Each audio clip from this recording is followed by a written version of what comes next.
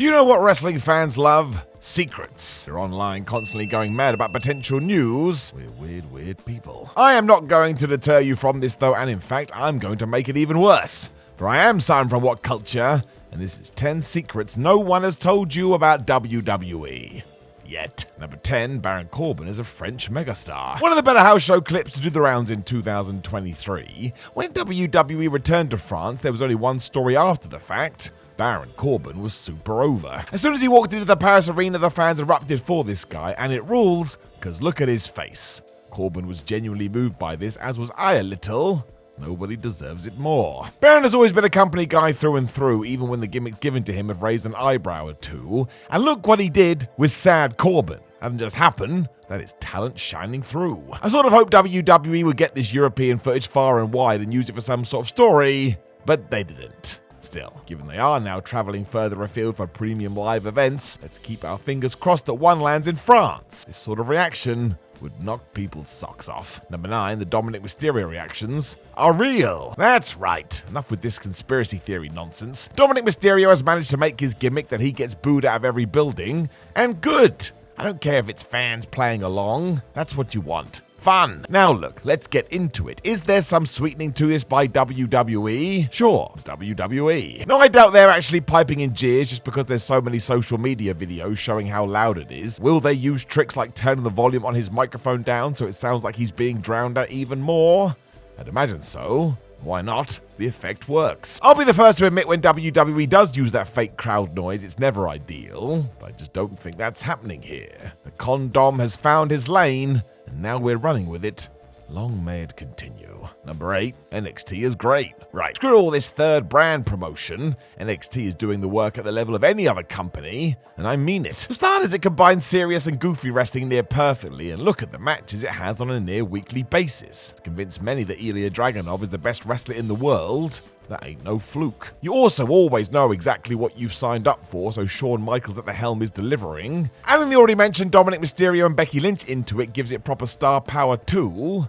And if I wanted to go really crazy, I would say it's better now than it ever has been. It's just so damn entertaining, plus more people than ever are tuning in. Love it. Number 7, those PLE locations are Triple H and Nick Khan's specials. One of the best things about new WWE, if we can call it that, though I just did, is what's happened to the so-called B shows. There was most definitely a time when the likes of Backlash and the Elimination Chamber were afterthoughts, but today, they rule. A huge reason for this is taking these events across the world, including next year's Chamber show coming from Perth, Australia. It's just so cool, but not literally.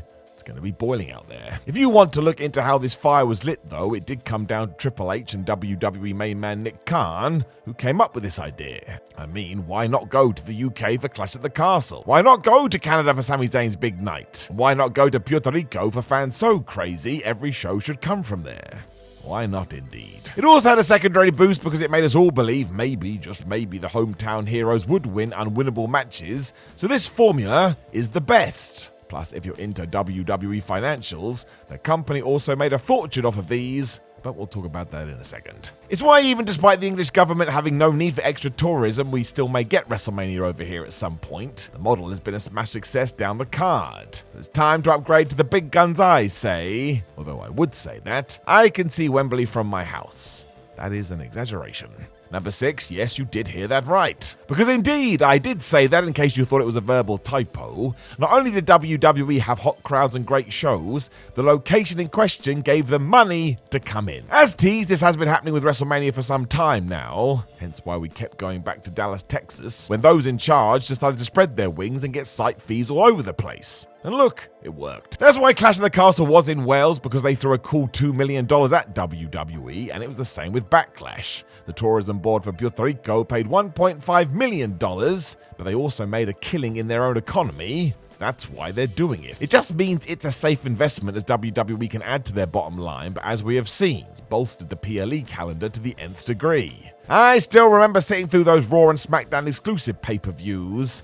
And trust me, this is far, far better. Number 5, the women's division. Now, it's fair to say, in comparison to certain points in the past, the WWE women's division is thriving. I mean, they get on TV for one, and wrestlers like Michelle McCool aren't told to tone down their finisher because it's too violent for a female fight. I'm not kidding either. Somebody actually said that to her. Over the last 12 to 24 months, something odd has happened, because the women don't seem to be as well booked as they have been. We've fallen back into the rut of 2-minute matches, surprise roll-up finishes, and the women's tag team titles have been treated like the plague, and there's simply no need for it. That roster is stacked with talent. Thankfully, the hope has returned as Rhea Ripley is coming across as one of the biggest stars in the company, and Becky Lynch continues to prove her worth. Plus, the likes of Tiffany Stratton and Roxanne Perez in NXT are going to be huge. They have it all. If parity is the goal, though, this ain't it, brother. I do feel like we've had a shift as of late, but it's time to just move in the right direction and be done with it. It is flipping 2023, for goodness sake. Number 4. Triple H loves a press conference. So a lot of people like to pretend that Triple H took over WWE, looked at AEW, and stole their press conference format. That is so ridiculously silly, I don't know where to start. Go and watch some sports, for goodness sake. Furthermore, ever since the game stepped into this type of role with NXT, he would do those calls before takeovers where he would just answer all manner of questions, and now he's on the main roster, he's just upgraded them to happening after the fact. Everyone gets so mad too because of the softball questions, but what do you want somebody to do? Ask about the legality of Vince McMahon? All you're going to get is no comment. Now, that doesn't mean that you shouldn't try. You should. I can totally see why some people shy away from it. As long as you digest these as intended, they are fun though. Just an added extra to make WWE feel a little more legit. Number 3, the Seth Rollins entrance phenomenon. So Seth Rollins is an all-timer. It's important to say that because people seem to forget. WWE has relied on him for so many years, him busting out great matches all the time has become expected, and that is ludicrous. He did have to hit the reset button after that 2019 Hell in a Cell match fell to pieces, but when we zoom forward to now, yeah, dude has smashed it, mostly by getting people to sing his theme. Rollins has discussed this too because it was no accident. When creative were updating his presentation, he wanted as many whoas as possible in his theme song, to the point Vince McMahon stepped in and said, whoa, that's too many, we gotta cut back on them. Either way, it clicked. Seth somehow knew that his choir-like breakdown would result in fans hijacking many a promo, where he just stands there with his arms out to his side. So wrestling is the best, right? Yes. Yes, it is. Number 2, more stadiums, more tarp. This is just something we all need to accept. If any wrestling company runs an 80,000-seater stadium and puts 40,000 bums in those chairs, that is amazing. Forget the total number, it is 40,000 individuals all coming together to watch wrestling. Believe me, that wasn't always possible. The issues out of the other side of this, though, is what social media does, because yep, as soon as one of these events starts, there are many a picture showing all of the tarp that WWE, or whoever, has used to try and ensure the cameras don't catch on to the unsold areas. I'm not sure why we get so mad about this. That's really smart. I suppose the fight comes to the fact that WWE will always inflate its own numbers, so the internet community at large tries to prove them wrong. I'm just going to go enjoy the show, I think. Yes. It's far easier that way. Number 1, Charlotte Flair. So that's an odd last entry, but hey, people want us to talk about it, so let's talk. Straight up, there is no doubt in my mind that Charlotte Flair is a one-of-a-kind athlete. She can do things most of us can only dream of, and the fact she did it with her family name and the pressure that brings is truly something special. WWE knows this too, hence her competing for the world title constantly. Therein lies the issue.